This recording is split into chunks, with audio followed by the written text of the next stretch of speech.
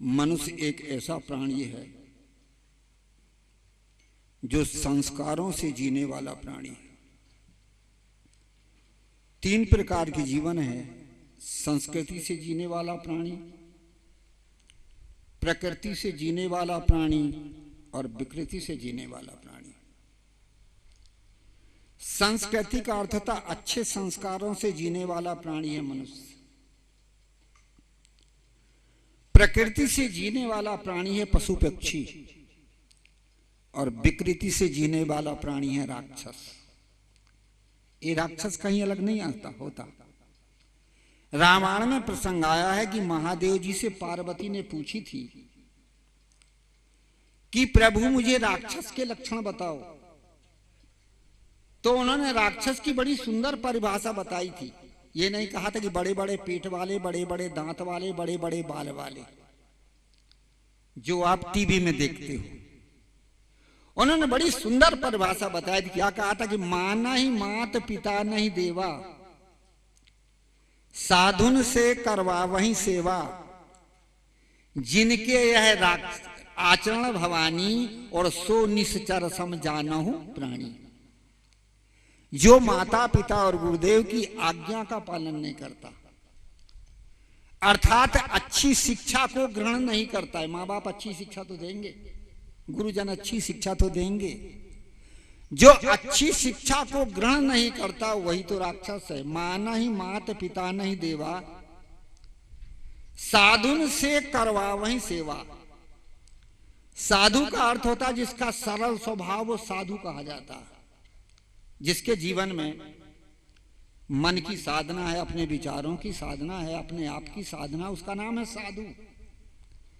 ये कपड़ा लत्ता भेज बदलने वाला ये ऊपर का एक नियम है, ये तो एक यूनिफॉर्म है।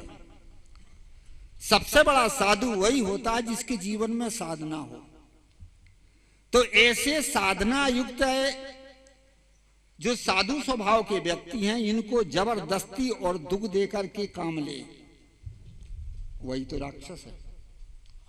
और भी बड़ी सुंदर परिभाषा काकभुसुंडी से गरुड़ ने पूछा था कि प्रभु आप भी राक्षस के लक्षण बताओ। उन्होंने बड़ी सुंदर परिभाषा बताई। क्या कहा था? परद्रोही, परदार रत,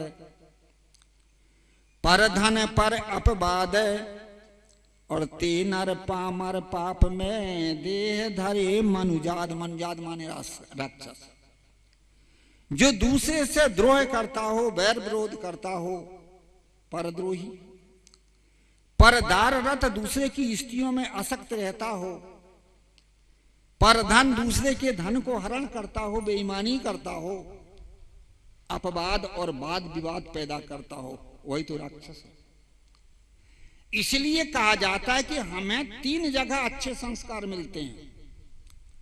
सबसे पहले संस्कार मिलते हैं माता और पिता से, क्योंकि बच्चा का सब जन्म कहां से होता? माता पिता के द्वारा। सबसे पहले संस्कार हमें माता पिता ही हमें संस्कार देते हैं। दूसरे नंबर में हमें संस्कार कहां से मिलता? समाज से, समाज के लोगों से, संगत से। और तीसरे नंबर में संस्कार कहां मिलता है? सत्संग से। इसलिए मनुष्य संस्कृति से जीने वाला प्राणी है और इसको अच्छे संस्कारों की जरूरत है। आप रामायण उठा करके देखिए, बहुत सारे संवाद हैं रामायण में, परंतु मूल 3 ही संवाद से पूरी रामायण बनी है। सबसे पहले कौन से संवाद आते? महादेव पार्वती संवाद। जहां पति और पत्नी में धर्म का संवाद चलता है, धर्म की चर्चा चलती, उनके बाल बच्चों में भी धर्म के संस्कार बनते हैं। जहां पति पत्नी में धर्म की चर्चा नहीं चलती है, विवाद चलता है, वहां से बाल बच्चों को कहां से अच्छे संस्कार मिलेंगे? और उनके बाल बच्चों को जो अच्छे संस्कार नहीं मिलेंगे तो वो अपने माँ बाप की पुण्य स्मृति कैसे मनाएंगे? इसीलिए कहा जाता कि माता और पिता के द्वारा भी अच्छे भी संस्कार मिलते हैं और गलत भी संस्कार मिलते हैं। यदि अच्छे माता पिता हो तो अच्छे संस्कार भी देते हैं, भक्ति के संस्कार, धर्म के संस्कार। देखिए महादेव पार्वती, पति पत्नी में धर्म की चर्चा चल रही है। कभी महादेव अपनी पत्नी पार्वती को संभालते हैं, कभी पार्वती महादेव को संभालती है। जिन घरों में पति और पत्नी में धर्म की चर्चा चलती वह घर होता स्वर्ग, और वह पति पत्नी बन जाते मित्र, और उनके ही बाल बच्चे बनते हैं देवता, उनके ही बाल बच्चे बनते हैं देवता। इसलिए पति पत्नी में धर्म का संवाद चलता। महादेव जी अपनी पार्वती पत्नी को संभाल रहे हैं, कह रहे हैं कि देवी पहले जन्म में तू सती थी, परंतु पति की आज्ञा का पालन नहीं किया था। 2 जगह गड़बड़ करी थी पार्वती ने। कहां सती ने कहां किया था? एक तो जो है राम की परीक्षा लेने के लिए चली गई थी, और दूसरे जगह पिता के पति के बिना आज्ञा के ही और पिता के यज्ञ में चली गई थी। इसलिए जो है वो अपनी पत्नी को संभाल रहे हैं महादेव जी पार्वती को, और कभी पार्वती महादेव को संभालती। जिन घरों में पति और पत्नी में धर्म की चर्चा चलती, एक दूसरे को संभालता, वह घर होता है स्वर्ग। जिन घरों में धर्म की चर्चा नहीं चलती है, विवाद पैदा चलता है, वह घर होता है नरक। एक होता संवाद और एक होता विवाद। संवाद होता है हृदय भरी प्रेम की बात, धर्म की चर्चा, संवाद। विवाद कहां होता है? जहां पर जो है 2 मस्तिष्क के टकराव, एक कह रहा दूसरे को नहीं मान रहा, विवाद। मुझे एक चुटकुला याद आ गया। एक जगह एक महिला थी और वो स्नान कर रही थी। पति ने कहा, देवी क्या बात है, बहुत देर हो गई स्नान करने में, भोजन कब बनेगा? उस महिला ने कहा कि आज नाग पंचमी का दिन है, स्नान करूंगा, फिर सर्प देवता को दूध पिलाऊंगा, उसके बाद में भोजन बन जाएगा। कहे ठीक है देवी। स्नान करके आई और 1 गिलास दूध लेके चली आई, और पति से कह लो पति देवता दूध पी लो। पति ने कहा तू तो नाग देवता को पिलाने जा रही थी, यहां कैसे ले आई? उसने कहा अब कहां नाग देवता खोजने जाऊं, घर ही में काला सांप है, इसी को पिला दो, इसे तुम्हारे पास ले आई। अब जिनों घर में ऐसे तर्क और वितर्क का व्यवहार चलता, क्या उनके बाल बच्चों में अच्छे संस्कार होंगे? देवता होंगे कि राक्षस होंगे? एक जगह एक पुरुष बीमार हो गया। जब पुरुष बीमार हुआ तो डॉक्टर साहब आ गए, हाथ देख के भाई साहब बहुत कमजोर हो गए। क्या? हाँ साहब बड़ा कमजोर हो गया हूं, क्या करना पड़ेगा? क्या खून लगेगा? क्या? ठीक है मेरी पत्नी का खून देख लो, मिल जाए तो ठीक है। और जब पत्नी का खून देखा गया, ग्रुप मिल गया, डॉक्टर ने कहा भाई साहब बड़ा अच्छा हुआ कि आपकी पत्नी का खून मिल गया, अब मैं खून दे देता हूं अभी लेकर के, खुशी होना चाहिए नहीं? तो क्या कह रहा, क्यों नहीं मिलेगा, 20 साल से खून पी रही, मेरा ही तो खून था वो। अब जिन घरों में ऐसे विवाद चलेंगे वहां बाल बच्चों को अच्छे कहां से संस्कार मिलेंगे? और जब अच्छे संस्कार नहीं मिलेंगे तो वो देवता बनेंगे कि राक्षस बनेंगे? इसलिए कहा जाता कि माता और पिता के द्वारा सबसे पहले संस्कार मिलते हैं। दूसरे नंबर में हमें संस्कार कहां मिलते? समाज से। यदि हमारी समाज अच्छी हो, समाज के लोग बढ़िया हो, तो वहां अच्छे संस्कार मिलेंगे। देख लीजिए दूसरा संवाद रामायण में कौन सा आया? काक भुसुंडी गरुण संवाद। ये मित्र मित्र का संवाद है, एक दूसरे में ज्ञान की चर्चा चल रही। काक भुसुंडी गरुण से प्रश्न कर रहे हैं, गरुण काक भुसुंडी से प्रश्न कर रहा है, और काक भुसुंडी उसका उत्तर दे रहा है, ज्ञान की चर्चा हो रही है। जहां बरोबरीदार समाज में अति धर्म की चर्चा, ज्ञान की चर्चा चलती है, और एक अच्छी समाज कही जाती है और एक संगठित समाज होती है। तीसरा संस्कार कहां मिलता है? ये संतों के सत्संग से। तीसरा संवाद आया भारद्वाज और याज्ञवल्क्य संवाद। भारद्वाज इसी शिष्य के रूप में है और याज्ञवल्क्य गुरु के रूप में ज्ञान चर्चा हो रही है। इसलिए मनुष्य एक संस्कारों से जीने वाला प्राणी है, और 3 जगह हमें अच्छे संस्कार मिलते। पहले माता पिता के द्वारा, दूसरे नंबर में समाज के द्वारा, और तीसरे नंबर में ये गुरुजनों के द्वारा। इसलिए मनुष्य एक संस्कृति से जीने वाला प्राणी है, इसलिए मनुष्य के लिए अच्छी संगत की जरूरत है। सदगुरु कबीर ने तो बड़ी सुंदर बात कही है कि संगत से सुख उपजे, कुसंगत से दुख होए, और कहां ही कबीर तहां जाइए जहां अपनी संगति होए। अच्छी संगत से सुख उत्पन्न होता है, गलत संगत से दुख पैदा होता है। इसलिए सबसे पहले माता पिता ही बाल बच्चों को अच्छे संस्कार देते हैं। प्राचीन इतिहास उठा के आप देख लीजिए, पहले कुछ ऐसे माता पिता थे जिन्होंने अपने पुत्रों को अच्छे संस्कार दिए थे। वो कौन से माता पिता थे? महारानी मदालसा ने अपने 7 पुत्रों को वैराग दिलाया था अच्छे संस्कार दे करके। जब वो छोटे छोटे बच्चे थे तो उन बच्चों को सुलाने के लिए वो लोरी गाती थी। कैसे लोरी गाती थी? कितनी सुंदर ज्ञान की चर्चा कहा करती थी। शुद्धोसी बुद्धोसी निरंजनोसी, संसार माया परिवर्जतोसी, संसार स्वप्ना तजमोह निद्रा, मदालसा वाक्य मुवाच्य पुत्रो। हे बेटा, तुम शुद्ध बुद्ध आत्मा हो, निरंजन स्वरूप हो। संसार माया का रूप और परिवर्तनशील है, इसलिए मोह रूपी नींद से जागो। कितनी सुंदर चर्चा देती थी। और उसके 7 पुत्र वैरागमान बन गए, ज्ञानी बन गए, महापुरुष बन गए। इसलिए कहा जाता है कुछ ऐसे होती हैं जो माताएं अपने पुत्रों को अच्छे संस्कार देती हैं, कुछ पिता अच्छे संस्कार देते हैं अपने पुत्रों को। जैसे श्वेत केतु को उद्दालक ऋषि ने ज्ञान के संस्कार दिया था और अंत में उसका जो पुत्र था श्वेत केतु बाद में महाज्ञानी हुआ। कहानी का तात्पर्य है ये संस्कार हमें माता और पिता के द्वारा मिलते हैं, अच्छे संस्कार। इसलिए माता और पिता की पुण्य स्मृति मनाई जाती है। जो माता पिता अच्छे संस्कार देते हैं बाल बच्चों को, उनके पुत्र लोग उनकी पुण्य स्मृति बनाए जाते, ताकि हम अपने माता पिता को याद करें। उन्होंने हमें अच्छे संस्कार दिया, अच्छे ज्ञान दिया, अच्छी शिक्षा दिया, और उनका आभार व्यक्त किया जाता है। और जब उनका शरीर नहीं रहता तो उनकी बात याद आती है, उनकी शिक्षाएं याद आती है, उनके बताए हुए चरित्र याद आते हैं। मेरे पिताजी ऐसे बता रहे थे, मेरी माताजी ऐसे बता रही थी, मेरे गुरुजी ऐसे बता रहे थे। इसको क्या कहते हैं? इसको कहते हैं पुण्य स्मृति। और यही स्मृति आगे रूप में फिर आभार के रूप में होती। और जब वो माँ बाप नहीं रह जाते या हमारे गुरुजन नहीं रह जाते तो हमें एक आभार का दुख पैदा होता है।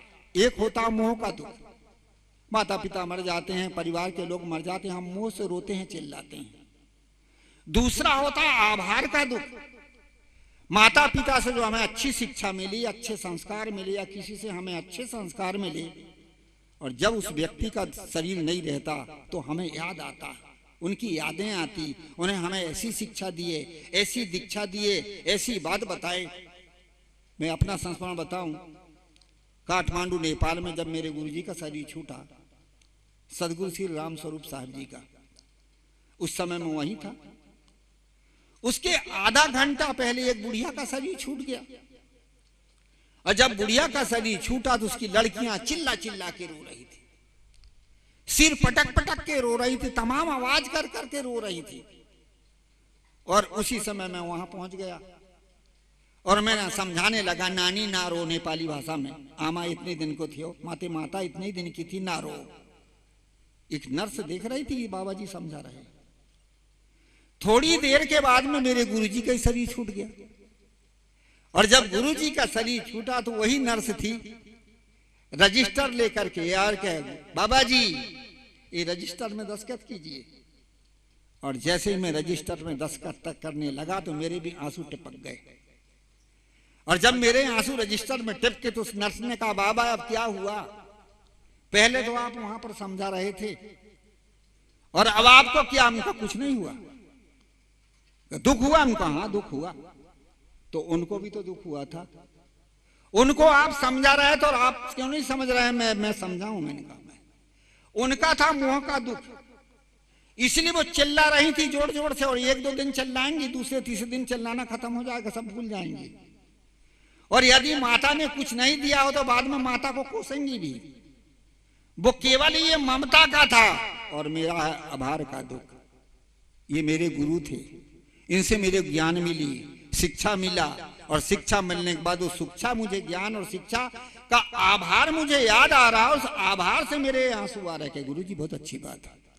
साहब जी ने माता पिता की पुण्य स्मृति के रूप में एक कार्यक्रम रखा। माँ बाप जो होते हैं हमारे, कुछ ऐसे भी माता पिता होते जो अपने पुत्रों को धर्म में लगाते हैं। कुछ ऐसे पिता हुए जिन्होंने अपने पुत्रों को धर्म में लगाया, कुछ ऐसी माताएं हुई जिन्होंने अपने पुत्रों को धर्म में लगाया। यदि धर्म में भी नहीं लगाया तो धर्म में रोक नहीं लगाया, धर्म में और सहयोग और साथ दिया। अब मेरे को तो पहले जानकारी नहीं थी, परंतु साहब लोगों के द्वारा मुझे जानकारी हुई कि ये जिस जगह पर हम बैठे हैं ये आपकी जन्मभूमि की जगह है, और आज जो ये जन्मभूमि की जगह एक धर्म स्थान बन गया। यदि माता पिता मोह वाले होते, ममता वाले होते, तो ये जगह और कहीं दूसरे जगह और चली जाती, उनकी पुत्रियां नहीं होंगी, लड़कियां नहीं होंगी।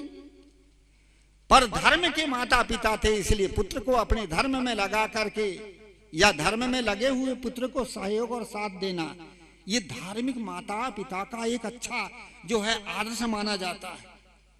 इसलिए कहा जाता है कि हमें धर्म में अपने पुत्रों को भी धर्म में लगाएं, अपने बाल बच्चों को धर्म में लगाएं, अपने अच्छे लोगों को धर्म में लगाएं। इसका नाम है धर्म का साथी। जो अपने पुत्रों को धर्म में लगाता है, अपने बाल बच्चों को धर्म में लगाता है, सदाचार में लगाता है, वह माता पिता भी पूज्य और महापुरुष माना जाता है। कहा जाता है कि ये प्राणियों का जो संबंध है ये कर्म संस्कारों के आधार पर, और 3 प्रकार के कर्म संस्कार जिसको एक दूसरे का संबंध होता है। कुछ लेने के संस्कार होते हैं, कुछ देने के संस्कार होते हैं, और कुछ धर्म के संस्कार होते हैं। लेने के संस्कार वाला अब जब हमारे संपर्क में आता है, पुत्र बनके, पत्नी बनके, मित्र बनके, तो वो लेने वाला उसका स्वभाव कड़ा होगा, आपसे संस्कार नहीं मिलेगा। जान लो कि भैया ये लेने वाला है, इसलिए सह लो, संतोष कर लो। देने वाला यदि आता, पूर्व का आपका कर्जदार है, तो वो आपके पास में जब आएगा, पत्नी बनके, मित्र बनके, पुत्र बनके, भाई बनके, पड़ोसी बनके, जो भी आ जाए, वो आपसे डरेगा, आपसे भय खाएगा, आपसे संकोच करेगा, उसको आप संभालिए। तीसरा जो आता है वो धर्म का संस्कार का आता है। वो आपको धर्म की रास्ता में लगाएगा, धर्म में लगाएगा, और धर्म की तरफ लगा करके अच्छे मार्ग में लगा के आपको आगे बढ़ाएगा। इसलिए ये धर्म के संस्कार है। महात्मा गांधी ने अपनी आत्मकथा में लिखा है कि मेरी माता मेरे धर्म के संस्कार के जो संबंध से मेरी मां हुई, कि कैसी हुई। उन्होंने बताया कि मेरी माता हवेली जाया करती थी और वहां सत्संग सुनती थी, ज्ञान की चर्चा सुनती थी, और ज्ञान की चर्चा सुन करके और रात्रि के समय मुझे कभी गीत के रूप में सुनाती, कभी कहानी के रूप में सुनाती, कभी और भी कुछ धार्मिक कथाओं के रूप में सुनाती। धीरे धीरे मेरे भीतर भी धर्म के संस्कार बने और मैं भी सत्संग में जाने लगा। सत्संग में जाते जाते मेरे भीतर एक आत्मबल पैदा हुआ, जागृति आई, और मैंने साधना की धर्म की। और वो कौन सी साधना की? सत्य और अहिंसा की साधना। और हमारा भारत 700 वर्ष का गुलाम था। 200 वर्ष जो है मुसलमानों ने, अंग्रेजों ने राज किया, और 700 वर्ष मुसलमानों ने। और माता के सत्संग से या गुरुजनों के सत्संग से, धर्म के संस्कार से, सत्य और अहिंसा के प्रताप से, बिना लड़ाई झगड़े के और भारत के कब्जे में कर ली गया। ये है धर्म के संस्कार। इसलिए कहा जाता है कि हमें माता पिता के द्वारा, धार्मिक माँ बाप यदि होते तो हमें धर्म के संस्कार देते हैं, धार्मिक पिता होते तो हमें धर्म के संस्कार देते हैं, धार्मिक पत्नी होती तो हमें धर्म के संस्कार देती हैं। कुछ ऐसी भी पत्नियां थी जिन्होंने अपने पुत्र को धर्म के संस्कार दिया था। आपका हो कौन? तो पहले तुलसीदास जी की पत्नी। क्या कहा था तुलसीदास जी को? जितना प्रेम तुम मेरे शरीर में मानते, उतना भगवान में प्रेम हो जाए तो तेरा बेड़ा ही पार हो जाए। और अंत में तुलसीदास को बात लगी और एक महापुरुष बन गए। पत्नी ने भी तो शिक्षा दिया। महारानी चुड़ाला ने अपने पति सिखध्वज को धर्म के संस्कार दिया था, सदाचार के संस्कार दिया था, और अंत में वह पति एक धार्मिक महापुरुष हुआ। ये हमारे धर्म संस्कार, हमारे धर्म ग्रंथों में ये संस्कारों के बारे में बड़ी सुंदर सुंदर बात बताई है। इसलिए कहा जाता कि माता पिता भी कुछ धार्मिक होते हैं जो अपने बाल बच्चों को धर्म में लगाते हैं। कुछ पत्नियां भी धार्मिक होती जो अपने पति को धर्म में लगाती है। कुछ पुत्र धार्मिक होते हैं जो अपने पिता को धर्म की शिक्षा देते हैं और धर्म की शिक्षा देकर उन्हें आगे बढ़ा। इतिहास आप उठा करके देखिए, कहा जाता है कि जब ब्रह्मा को श्राप मिला कि तूने झूठ बोला इसलिए तेरी पूजा कभी नहीं कहीं नहीं होगी, ब्रह्मा की पूजा नहीं होती थी।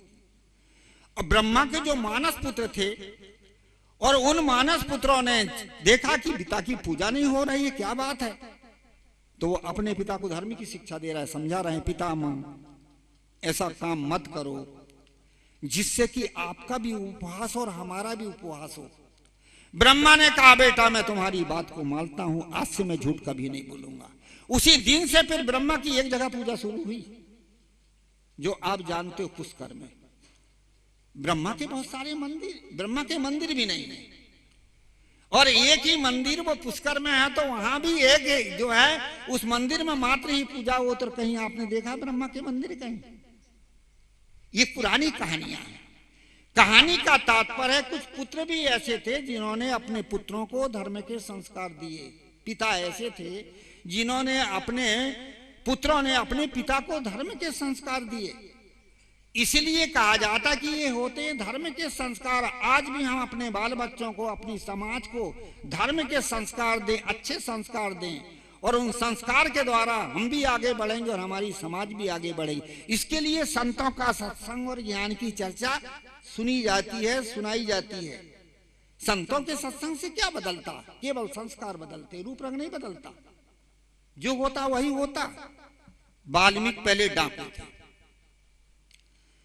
डाकू का काम करते थे और जब नारद का उपदेश मिला तो एक महर्षि बन गए।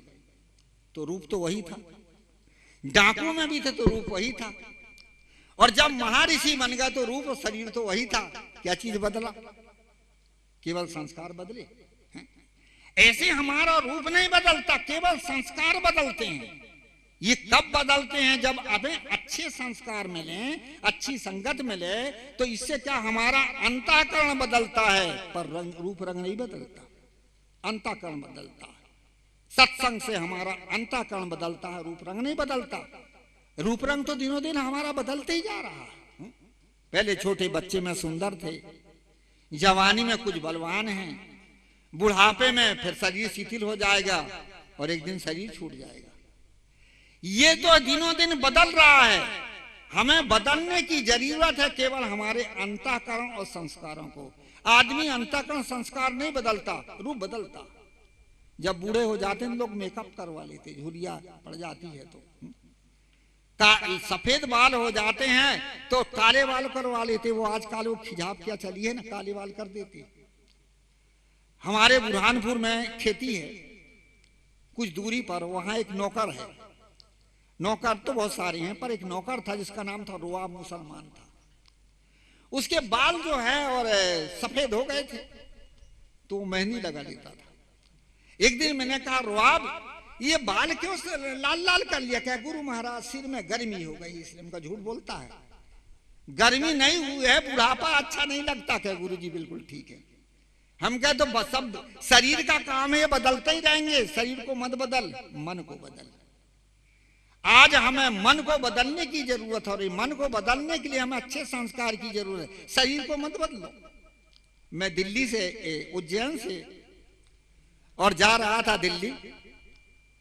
रास्ते में मेरे सामने एक लड़की बैठी थी रेलगाड़ी में। सुबह सुबह जब हुआ, रही 22-24 साल की। सुबह सुबह बाथरूम से लौट करके आई और लौट करके जब आई तो उसने क्या काम किया कि एक पाउडर निकाला, इसनु की खिसनु क्या कहते हैं, मुंह में लपेटा। ऐसे ऐसे लगा कि आटा में जैसे भटा गिर गया, भूरी भूरी दिखाए। फिर वो लाल लाल लिपस्टिक मुंह में लगाई, ऐसे लग रहा थी जैसी बिलिया चूहा मार के आई हो। फिर थोड़ा सा काजल आंख में लगाई। मैंने हंस दिया। क्या गुरु जी क्यों हंस रहे हो? उनका बेटा ऐसे ही हंसी आ गई। ये बताओ कि कहां से आ रही हो? क्या मैं उज्जैन से आ रही हूँ। उनका बहुत बढ़िया, उज्जैन से आ रही हो, महाकालेश्वर के दर्शन करने जाती है? क्या महाराज रोज जाती हूँ। बहुत बढ़िया। हम कहा ये बताओ कि जो है किसको मानती? क्या महाराज भगवान को मानती। उनका बहुत बढ़िया। तो मैंने कहा ये बताओ कि ये तुमको किसने बना के, किसने बनाया? भगवान ने बनाया, किसने बनाया? मैंने कहा भगवान का बनाई कितनी अच्छी हो, ना ज्यादा कारी ना ज्यादा गोरी, ज्यादा मोटी ना ज्यादा पतली, और ज्यादा ऊंची ना ज्यादा नीची। भगवान ने कितनी सुंदर बनाया है, पर भगवान का बनाया अच्छा नहीं ले रहा, खुद बन रही है तो बेचारी लजा गई। मैंने कहा बेटा रूप मत बनाओ, चरित्र बनाओ। जीवन में चरित्र ही हमारा। चरित्र कब बनेगा? जब आपका अंतःकरण बदलेगा तब। अंतःकरण बदला जाता है, शरीर नहीं बदला जाता, वो तो दिनों दिन बदलते ही चला जाता है। हम अपने हृदय के भाव को बदलें। आदमी के हृदय के भाव बदलते हैं तो विचार बदलता है, विचार बदलता है तो कर्म बदलता है, और कर्म जब बदल गया तो पूरा जीवन बदल जाता है।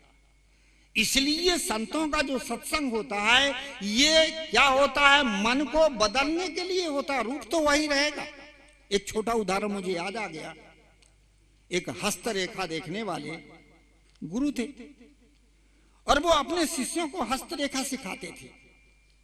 जब वो हस्तरेखा में पारंगत होते थे शिष्य लोग, तो वो जान लेते कि वो हस्तरेखा का पूरा जानकार हो गया, और फिर वो उसकी परीक्षा लेते थे। और परीक्षा लेने के बाद में कहते थे बेटा अब तेरी हस्तरेखा की विद्या पूरी हो गई, अब तू घर जा। इसी प्रकार से एक शिष्य को उन्होंने हस्तरेखा सिखाई, वो शिष्य भी हस्तरेखा का जानकार हो गया। उसे पता चल गया कि मैं हस्तरेखा का अच्छी तरह से जानकार हो गया, और गुरु को भी पता चला कि ये हस्तरेखा का जानकार हो गया। गुरु ने कहा बेटा तू हस्तरेखा का जानकार हो गया है, अब मैं तेरी परीक्षा लेता हूं, उसके बाद मैं तेरे को छोड़ देता। क्या गुरु जी ठीक है, मुझे भी अनुभव हो कि मैं हस्तरेखा का जानकार हूं। क्या हाँ बेटा। तो गुरु ने कहा ले बेटा अब मेरा हाथ देख। जब उसने गुरु का हाथ देखा तो हाथ पकड़ के रह गया। गुरु ने कहा बेटा तुम जो है हाथ कैसे पकड़ के बताना। क्या कहूं गुरु जी, आपके साथ में रह रहा हूं, आप ऐसे महापुरुष हैं, इतने बड़े पवित्र संत हैं, पर आपका हाथ कह रहा है कि आप चोर थे, बदमाश हैं, बेईमान है, आपका हाथ बता रहा। इसलिए मैं बड़े संदेह में पड़ा हूं, क्योंकि आपका चरित्र आपका विचार से मैं परिचित हूं, आप तो महापुरुष हैं, पर आपका हाथ ये कह रहा है, और मैं जो मुझे पता है कि मैं हस्तरेखा का अच्छा जानकार हूं, इसलिए मैं संदेह में पड़ा हूं कि क्या बात है। गुरु ने कहा बिल्कुल बेटा तू ठीक कह रहा, पहले मैं ऐसे ही चोर था, बदमाश था, बेईमान आदमी था, परंतु जब मुझे संगत मिली तो मैंने क्या बदला? हृदय के भाव को बदला। थोड़ी बदलेगा, हाथ तो जैसा है वैसा ही रहेगा। हृदय का भाव बदला, शरीर थोड़ी बदलेगा, रूप रंग तो वही रहेगा। इसलिए कहा जाता है कि सत्संग से, ज्ञान से, बोध से, विचार से, अच्छी संगत से हमारे संस्कार बदलते हैं, और जिसके संस्कार बदलते उसका पूरा जीवन बदल जाता है। और ये संस्कार बदलने की 3 जगह है। सबसे पहले माता पिता अच्छे संस्कारी हों, आपको अच्छे संस्कार मिलेंगे, अच्छे बनेंगे। दूसरे नंबर में आपके समाज के लोग यदि अच्छे संस्कारी मिल जाएं तो आप अच्छे आदमी बन सकते हैं। और तीसरे नंबर में यदि ये संतों का सत्संग में बिगड़ाया भी आदमी हो, और यदि वो अपने को आपको संभाल ले, संतों की शिक्षा मान ले और अपने जीवन को बदल दे, तो एक महापुरुष बन जाता है। इसलिए मैं बता रहा था कि माता पिता की पुण्य स्मृति में भी कार्यक्रम रखा गया था। उसमें भी रखा गया कि माता पिता के द्वारा जो हमें उपकार मिला, जो हमें सहयोग मिला, जो सन्मार्ग में चलने की राह मिली, और उसी के उपकार के भाव से ये साहब जी ने माता पिता की पुण्य स्मृति के रूप में ये कार्यक्रम रखा। दूसरे अपने जो है और जन्म, आज साहब का जन्म हुआ था, उसके बारे में रखा। और तीसरा सदगुरु कबीर साहब की जन्म जयंती के उपलक्ष्य में ये कार्यक्रम रखा गया है। कहानी का तात्पर्य है कि हमें संतों के सत्संग से, महापुरुषों की संगत से बाहर की वस्तु नहीं मिलती है, केवल हमारे संस्कार बदलते हैं, बोध मिलता है, ज्ञान मिलता है और संस्कार बदलते हैं। आज के आदमी प्रश्न करते हैं ये सत्संग से क्या मिलता है? सत्संग से क्या मिलता है? सत्संग से संतों के सद्विचार मिलते हैं, सद्विचार से सद्बुद्धि आती है, सद्बुद्धि से सत्कर्म होता है, और सत्कर्म से ही सुख मिलता है। इसलिए संतों के सत्संग, बोध और विचार की आज हमें जरूरत है। मैंने प्रसंग उठाया था, संस्कारों से जीने वाले प्राणी का नाम है मनुष्य। जिसको प्रकृति से जीने और प्रकृति से जीने वाले प्राणी का नाम है पशु, और विकृति से जो जीता उसका नाम है राक्षस। ये राक्षस कहीं अलग नहीं है। इसलिए हम संतों के सत्संग में आए, बैठें, ज्ञान की बात सुने और धीरे धीरे अपने जीवन को बदलें, अपने स्वभाव को बदलें, अपने संस्कार को बदलें। जीवन पवित्र और सुखी होगा। अधिक ना बोलूं, समय बहुत ज़्यादा हो गया है और हमारे पीछे और भी बोलने वाले कोई संत होंगे। तो ये एक दिवसीय सत्संग रखा गया। हमारे जो साहब जी हैं, हमारे गुरु भाई भीतर साहब जी, इन्होंने याद किया और इन्हीं के सद्भावना से मैं यहाँ आया। यहाँ पर साहब जी ने जो है अच्छे भाव से रखा। आप सभी का मुलाकात हुई, संतों का दर्शन हुई। ये शुभकामना के साथ मैं अपनी वाणी को विराम दूं। बोलिए श्री सतगुरुदेव की जय। और भी बड़ी सुंदर परिभाषा काकभुसुंडी से गरुड़ ने पूछा था कि प्रभु आप भी राक्षस के लक्षण बताओ। उन्होंने बड़ी सुंदर परिभाषा बताई। क्या कहा था? परद्रोही, परदार रत, पर धन, पर अपवाद, और ते नर पामर पाप में देह धरे मनुजाद। मनुजाद माने राक्षस। जो दूसरे से द्रोह करता हो, वैर विरोध करता हो, परद्रोही। परदार रत, दूसरे की स्त्रियों में आसक्त रहता हो। परधन, दूसरे के धन को हरण करता हो, बेईमानी करता हो। अपवाद और वाद विवाद पैदा करता हो, वही तो राक्षस है। इसलिए कहा जाता है कि हमें 3 जगह अच्छे संस्कार मिलते हैं। सबसे पहले संस्कार मिलते हैं माता और पिता से, क्योंकि बच्चा का सब जन्म कहां से होता? माता पिता के द्वारा। सबसे पहले संस्कार हमें माता पिता ही हमें संस्कार देते हैं। दूसरे नंबर में हमें संस्कार कहां से मिलता? समाज से, समाज के लोगों से, संगत से। और तीसरे नंबर में संस्कार कहां मिलता है? सत्संग से। इसलिए मनुष्य संस्कृति से जीने वाला प्राणी है और इसको अच्छे संस्कारों की जरूरत है। आप रामायण उठा करके देखिए, बहुत सारे संवाद है रामायण में, परंतु मूल 3 ही संवाद से पूरी रामायण बनी है। सबसे पहले कौन से संवाद आते? महादेव पार्वती संवाद, जहां पति और पत्नी में धर्म का संवाद चलता है, धर्म की चर्चा चलती, उनके बाल बच्चों में भी धर्म के संस्कार बनते हैं। जहां पति पत्नी में धर्म की चर्चा नहीं चलती है, विवाद चलता है, वहां से बाल बच्चों को कहां से अच्छे संस्कार मिलेंगे? और उनके बाल बच्चों को जो अच्छे संस्कार नहीं मिलेंगे तो वो अपने माँ बाप की पुण्य स्मृति कैसे मनाएंगे? इसीलिए कहा जाता कि माता और पिता के द्वारा भी अच्छे भी संस्कार मिलते हैं और गलत भी संस्कार मिलते हैं। यदि अच्छे माता पिता हो तो अच्छे संस्कार भी देते हैं, भक्ति के संस्कार, धर्म के संस्कार। देखिए महादेव पार्वती, पति पत्नी में धर्म की चर्चा चल रही है।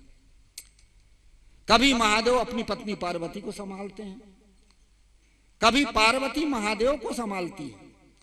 जिन घरों में पति और पत्नी में धर्म की चर्चा चलती, वह घर होता स्वर्ग, और वह पति पत्नी बन जाते मित्र, और उनके ही बाल बच्चे बनते हैं देवता, उनके ही बाल बच्चे बनते हैं देवता। इसलिए पति पत्नी में धर्म का संवाद चलता। महादेव जी अपनी पार्वती पत्नी को संभाल रहे हैं। कह रहे हैं कि देवी पहले जन्म में तू सती थी, परंतु पति की आज्ञा का पालन नहीं किया था। 2 जगह गड़बड़ करी थी पार्वती ने। कहां? सती ने कहां किया था? एक तो जो है राम की परीक्षा लेने के लिए चली गई थी, और दूसरे जगह पति के बिना आज्ञा के ही और पिता के यज्ञ में चली गई थी। इसलिए जो है वो अपनी पत्नी को संभाल रहे हैं महादेव पार्वती, महादेव जी पार्वती को, और कभी पार्वती महादेव को संभालती। जिन घरों में पति और पत्नी में धर्म की चर्चा चलती, एक दूसरे को संभालता, वह घर होता है स्वर्ग। जिन घरों में धर्म की चर्चा नहीं चलती है, विवाद पैदा चलता है, वह घर होता है नरक। एक होता संवाद और एक होता विवाद। संवाद होता है हृदय भरी प्रेम की बात, धर्म की चर्चा, संवाद। विवाद कहाँ होता है? जहां पर जो है दो मस्तिष्क के टकराव, एक कह रहा दूसरे को नहीं मान रहा, विवाद। मुझे एक चुटकुला याद आ गया। एक जगह एक महिला थी और वो स्नान कर रही थी। पति ने कहा, देवी क्या बात है, बहुत देर हो गई स्नान करने में, भोजन कब बनेगा? उस महिला ने कहा कि आज नाग पंचमी का दिन है, स्नान करूंगा, फिर सर्प देवता को दूध पिलाऊंगा, उसके बाद में भोजन बन जाएगा। कहे ठीक है देवी। स्नान करके आई और एक गिलास दूध लेके चली आई और पति से कह, लो पति देवता दूध पी लो।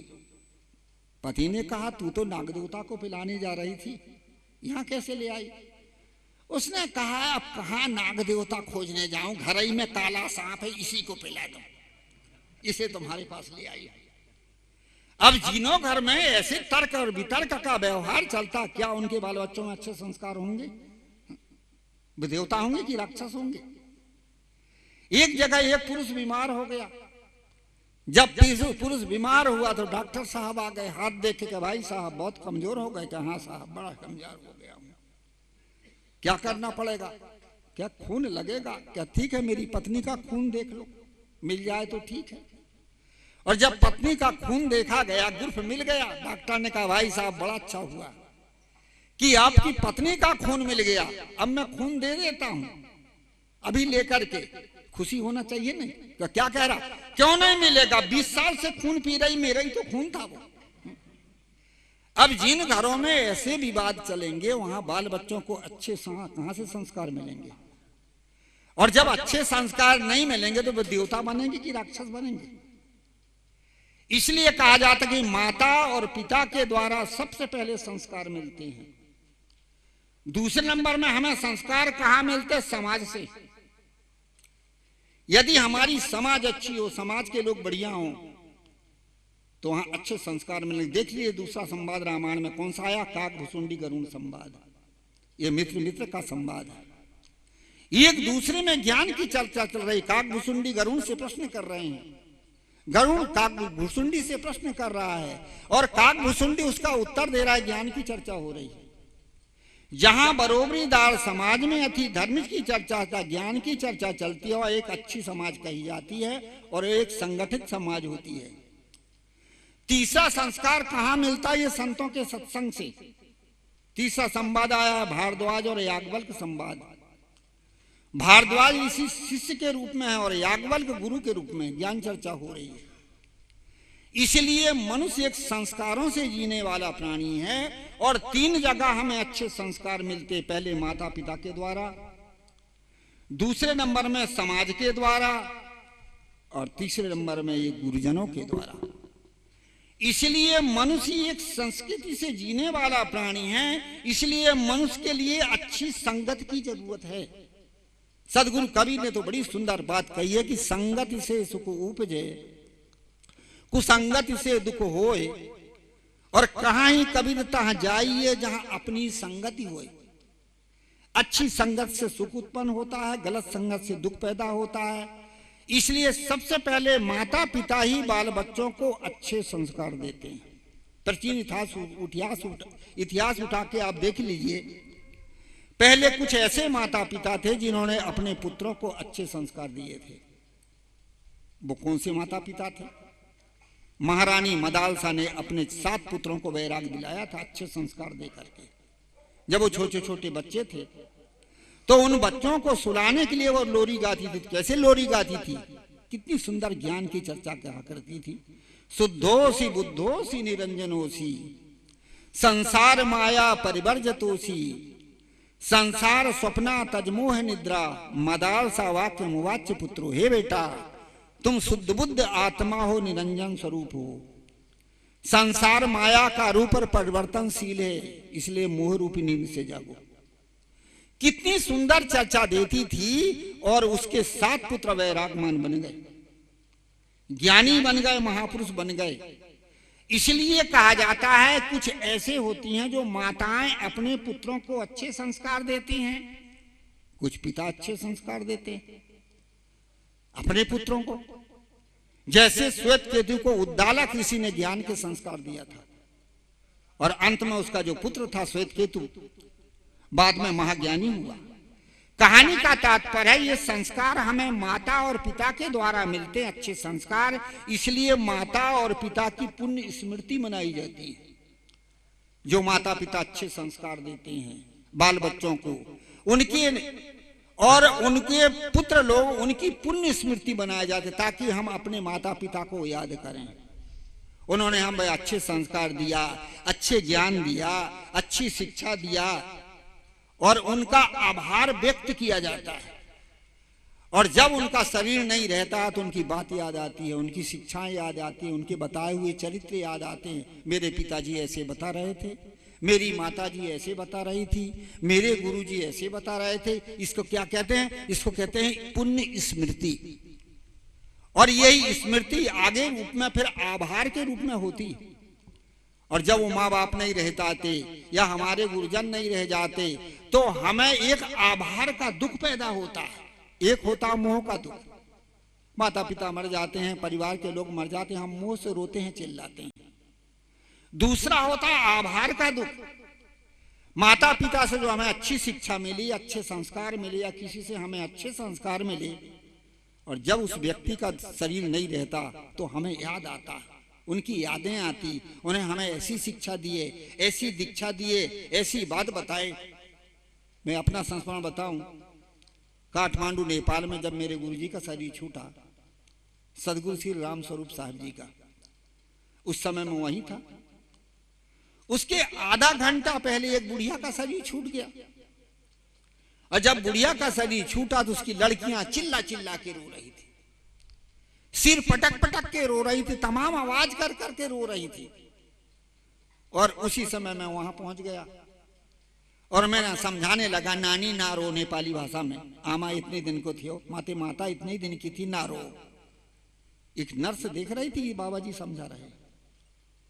थोड़ी देर के बाद में मेरे गुरुजी का शरीर छूट गया, और जब गुरुजी का शरीर छूटा तो वही नर्स थी, रजिस्टर लेकर के, यार कह बाबा जी ये रजिस्टर में दस्तखत कीजिए। और जैसे ही मैं रजिस्टर में दस्तखत करने लगा तो मेरे भी आंसू टपक गए। और जब मेरे आंसू रजिस्टर में टिपके तो उस नर्स ने कहा, बाबा अब क्या हुआ? पहले तो आप वहां पर समझा रहे थे, और अब आपको क्या? उनका कुछ नहीं हुआ। दुख हुआ? उनका हाँ दुख हुआ। तो उनको भी तो दुख हुआ था, उनको आप समझा रहे थे और आप क्यों नहीं समझ रहे? मैं समझाऊं? मैंने कहा उनका था मोह का दुख, इसलिए वो चिल्ला रही थी जोर जोर से। और एक दो दिन चिल्लाएंगी, दूसरे तीसरे दिन चिल्लाना खत्म हो जाएगा, सब भूल जाएंगे। और यदि माता ने कुछ नहीं दिया हो तो बाद में माता को कोसेंगी भी। वो केवल ये ममता का था।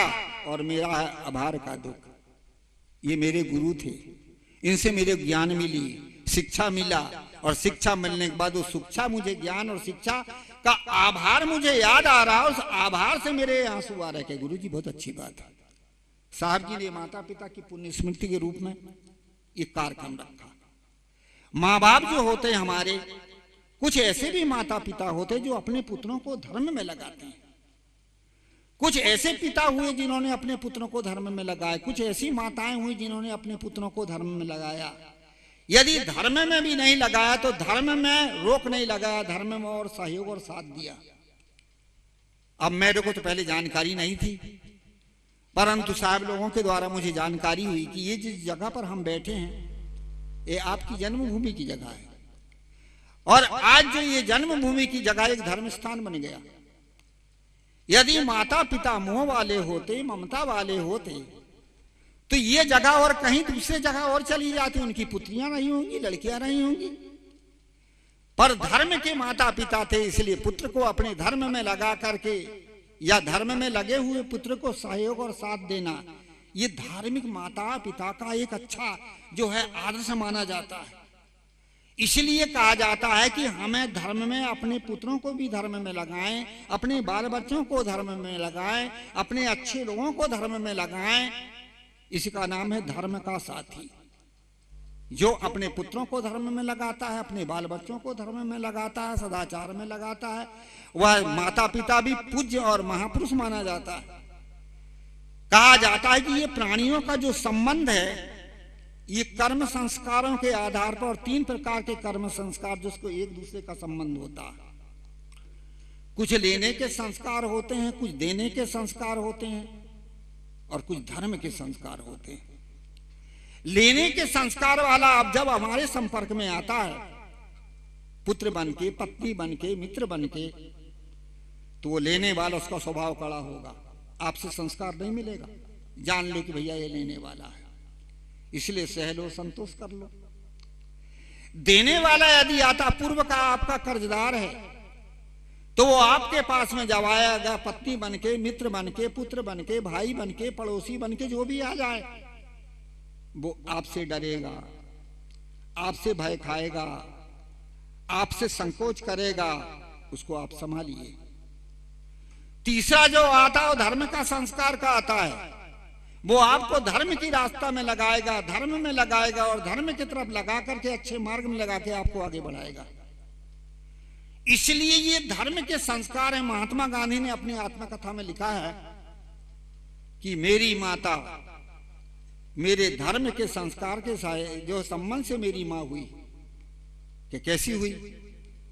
उन्होंने बताया कि मेरी माता हवेली जाया करती थी और वहां सत्संग सुनती थी, ज्ञान की चर्चा सुनती थी, और ज्ञान की चर्चा सुन करके और रात्रि के समय मुझे कभी गीत के रूप में सुनाती, कभी कहानी के रूप में सुनाती, कभी और भी कुछ धार्मिक कथाओं के रूप में सुनाती। धीरे धीरे मेरे भीतर भी धर्म के संस्कार बने और मैं भी सत्संग में जाने लगा। सत्संग में जाते जाते मेरे भीतर एक आत्मबल पैदा हुआ, जागृति आई, और मैंने साधना की धर्म की। और वो कौन सी साधना की? सत्य और अहिंसा की साधना। और हमारा भारत 700 वर्ष का गुलाम था। 200 वर्ष जो है मुसलमानों ने, अंग्रेजों ने राज किया, और 700 वर्ष मुसलमानों ने।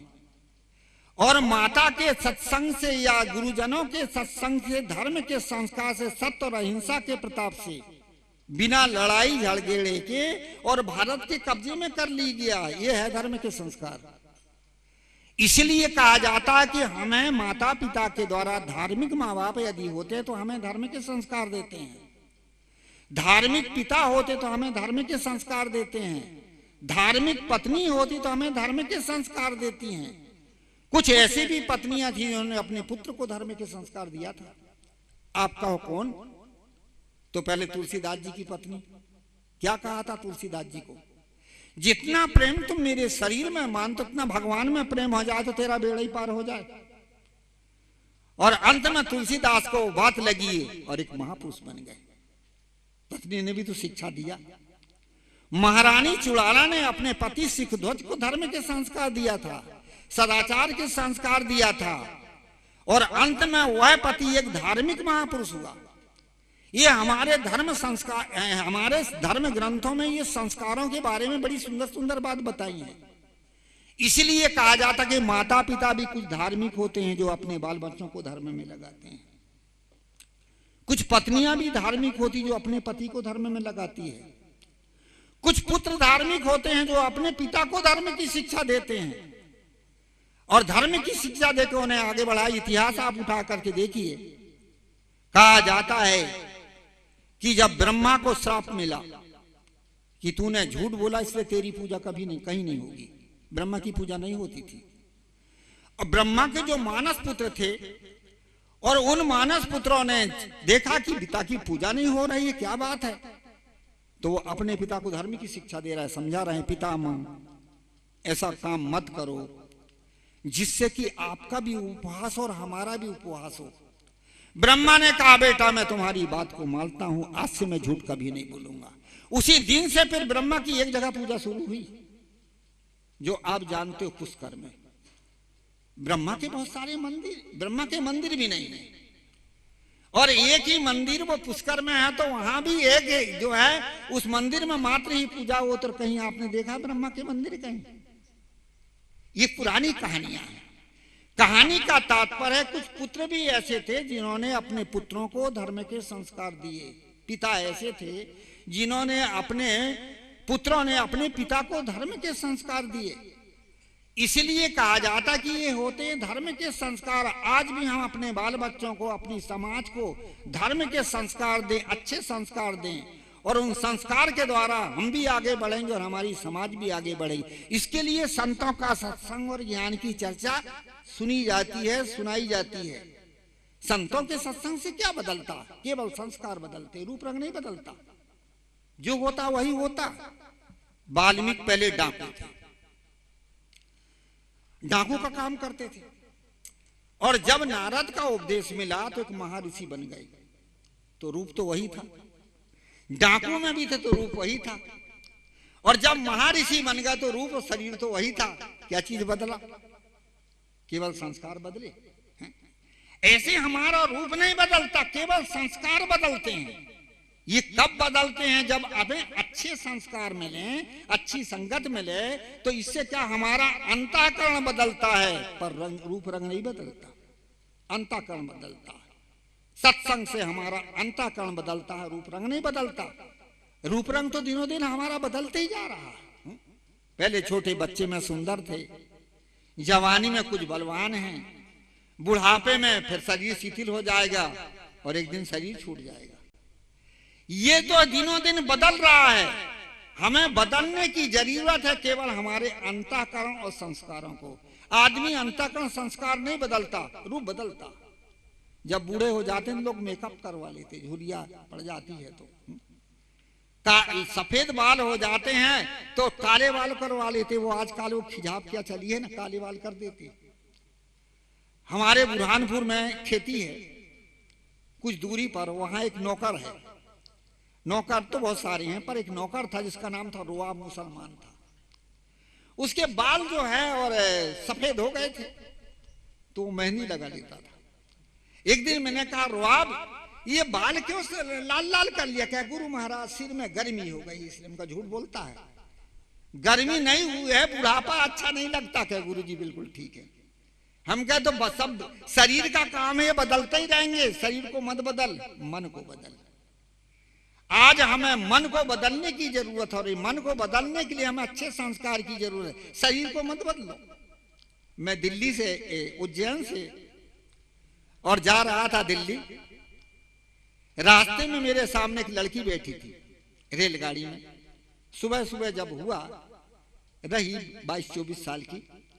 सुबह सुबह बाथरूम से लौट करके आई, और लौट करके जब आई तो उसने क्या काम किया कि एक पाउडर निकाला, इसनु की खिसनु क्या कहते हैं, मुंह में लपेटा। ऐसे ऐसे लगा कि आटा में जैसे भटा गिर गया, भूरी भूरी दिखाए। फिर वो लाल लाल लिपस्टिक मुंह में लगाई, ऐसे लग रहा थी जैसी बिलिया चूहा मार के आई है। फिर थोड़ा सा काजल आंख में लगाई। मैंने हंस दिया। क्या गुरुजी क्यों हंस रहे हो? उनका बेटा ऐसे ही हंसी आ गई। ये बताओ कि कहां से आ रही हो? क्या मैं उज्जैन से आ रही हूँ। उनका बहुत बढ़िया, उज्जैन से आ रही हो, महाकालेश्वर के दर्शन करने जाती है? क्या महाराज रोज जाती हूँ। बहुत बढ़िया। हमका ये बताओ कि जो है किसको मानती? क्या महाराज भगवान को मानती? उनका बहुत बढ़िया। तो मैंने कहा ये बताओ कि ये तुमको किसने बना के, किसने बनाया? भगवान ने बनाया, किसने बनाया? मैंने कहा भगवान का बनाई कितनी अच्छी हो, ना ज्यादा कारी ना ज्यादा गोरी, ज्यादा मोटी ना ज्यादा पतली, और ज्यादा ऊंची ना ज्यादा नीची। भगवान ने कितनी सुंदर बनाया है। पर भगवान का बनाया अच्छा नहीं लगा, खुद बन रही है तो बेचारी लजा गई। मैंने कहा बेटा रूप मत बनाओ, चरित्र बनाओ। जीवन में चरित्र ही हमारा। चरित्र कब बनेगा? जब आपका अंतःकरण बदलेगा तब। अंतःकरण बदला जाता है, शरीर नहीं बदला जाता, वो तो दिनों दिन बदलते ही चला जाता है। हम अपने हृदय के भाव को बदलें। आदमी के हृदय के भाव बदलते हैं तो विचार बदलता है, विचार बदलता है तो कर्म बदलता है, और कर्म जब बदल गया तो पूरा जीवन बदल जाता है। इसलिए संतों का जो सत्संग होता है ये क्या होता है? मन को बदलने के लिए होता है। रूप तो वही रहेगा। एक छोटा उदाहरण मुझे याद आ गया। एक हस्तरेखा देखने वाले गुरु थे, और वो अपने शिष्यों को हस्तरेखा सिखाते थे। जब वो हस्तरेखा में पारंगत होते थे शिष्य लोग, तो वो जान लेते कि भाई हस्तरेखा का पूरा जानकार हो गया। और फिर वो उसकी परीक्षा लेते थे और परीक्षा लेने के बाद में कहते थे बेटा अब तेरी हस्तरेखा की विद्या पूरी हो गई, अब तू घर जा। इसी प्रकार से एक शिष्य को उन्होंने हस्तरेखा सिखाई, वो शिष्य भी हस्तरेखा का जानकार हो गया। उसे पता चल गया कि मैं हस्तरेखा का अच्छी तरह से जानकार हो गया, और गुरु को भी पता चला कि ये हस्तरेखा का जानकार हो गया। गुरु ने कहा बेटा तू हस्तरेखा का जानकार हो गया है, अब मैं तेरी परीक्षा लेता हूं, उसके बाद मैं तेरे को छोड़ देता। क्या गुरु जी ठीक है, मुझे भी अनुभव कि मैं हस्तरेखा का जानकार हो। क्या हाँ बेटा। तो गुरु ने कहा ले बेटा अब मेरा हाथ देख। जब उसने गुरु का हाथ देखा तो हाथ पकड़ के रह गया। गुरु ने कहा बेटा तुम जो है हाथ कैसे पकड़ के बताना। क्या कहूं गुरु जी, आपके साथ में रह रहा हूं, आप ऐसे महापुरुष हैं, इतने बड़े पवित्र संत हैं, पर आपका हाथ कह रहा कि आप चोर थे, बदमाश हैं, बेईमान है, आपका हाथ बता रहा। इसलिए मैं बड़े संदेह में पड़ा हूं, क्योंकि आपका चरित्र, आपका विचार से मैं परिचित हूं, आप तो महापुरुष हैं, पर आपका हाथ ये कह रहा है, और मैं जो मुझे पता कि मैं हस्तरेखा का अच्छा जानकार हूं, इसलिए मैं संदेह में पड़ा हूं कि क्या बात है। गुरु ने कहा बिल्कुल बेटा तू ठीक कह रहा, पहले मैं ऐसे ही चोर था, बदमाश था, बेईमान आदमी था, परंतु जब मुझे संगत मिली तो मैंने क्या बदला, हृदय के भाव को बदला। थोड़ी बदलेगा, हाथ तो जैसा है वैसे ही रहेगा। हृदय का भाव बदला, शरीर थोड़ी बदलेगा, रूप रंग तो वही रहेगा। इसलिए कहा जाता है कि सत्संग से, ज्ञान से, बोध से, विचार से, अच्छी संगत से हमारे संस्कार बदलते हैं, और जिसके संस्कार बदलते उसका पूरा जीवन बदल जाता। और ये संस्कार बदलने की 3 जगह है। सबसे पहले माता पिता अच्छे संस्कारी हों, आपको अच्छे संस्कार मिलेंगे, अच्छे बनेंगे। दूसरे नंबर में आपके समाज के लोग यदि अच्छे संस्कारी मिल जाएं तो आप अच्छे आदमी बन सकते हैं। और तीसरे नंबर में यदि ये संतों का सत्संग में बिगड़ाया भी आदमी हो, और यदि वो अपने को आपको संभाल ले, संतों की शिक्षा मान ले और अपने जीवन को बदल दे, तो एक महापुरुष बन जाता है। इसलिए मैं बता रहा था कि माता पिता की पुण्य स्मृति में भी कार्यक्रम रखा गया था। उसमें भी रखा गया कि माता पिता के द्वारा जो हमें उपकार मिला, जो हमें सहयोग मिला, जो सन्मार्ग में चलने की राह मिली, और उसी के उपकार के भाव से ये साहब जी ने माता पिता की पुण्य स्मृति के रूप में ये कार्यक्रम रखा। दूसरे अपने जो है और जन्म, आज साहब का जन्म हुआ था उसके बारे में रखा, और तीसरा सदगुरु कबीर साहब की जन्म जयंती के उपलक्ष्य में ये कार्यक्रम रखा गया है। कहानी का तात्पर्य है कि हमें संतों के सत्संग से, महापुरुषों की संगत से बाहर की वस्तु नहीं मिलती है, केवल हमारे संस्कार बदलते हैं, बोध मिलता है, ज्ञान मिलता है और संस्कार बदलते हैं। आज के आदमी प्रश्न करते हैं ये सत्संग से क्या मिलता, सत्संग से क्या मिलता है। सत्संग से संतों के सद्विचार मिलते हैं, सद्विचार से सद्बुद्धि आती है, सद्बुद्धि से सत्कर्म होता है, और सत्कर्म से ही सुख मिलता है। इसलिए संतों के सत्संग, बोध और विचार की आज हमें जरूरत है। मैंने प्रसंग उठाया था, संस्कारों से जीने वाले प्राणी का नाम है मनुष्य, जिसको प्रकृति से जीने और प्रकृति से जीने वाले प्राणी का नाम है पशु, और विकृति से जो जीता उसका नाम है राक्षस। ये राक्षस कहीं अलग नहीं है। इसलिए हम संतों के सत्संग में आए, बैठें, ज्ञान की बात सुने, और धीरे धीरे अपने जीवन को बदलें, अपने स्वभाव को बदलें, अपने संस्कार को बदलें, जीवन पवित्र और सुखी होगा। अधिक ना बोलूं, समय बहुत ज़्यादा हो गया है, और हमारे पीछे और भी बोलने वाले कोई संत होंगे, तो ये 1 दिवसीय सत्संग रखा गया। हमारे जो साहब जी हैं, हमारे गुरु भाई भीतर साहब जी, इन्होंने याद किया, और इन्हीं के सद्भावना से मैं यहाँ आया। यहाँ पर साहब जी ने जो है अच्छे भाव से रखा। आप सभी का मुलाकात हुई, संतों का दर्शन हुई। ये शुभकामना के साथ मैं अपनी वाणी को विराम दूं। बोलिए श्री सतगुरुदेव की।